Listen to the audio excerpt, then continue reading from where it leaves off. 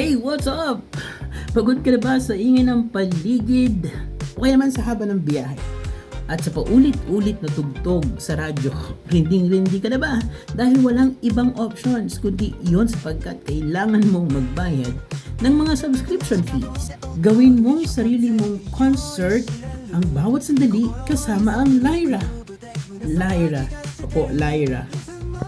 Mula sa mga pinakabagong hits ng mga girl group, boy group like Bini o kaya naman SB19 o sa mga pinakapaborito mong mga awit.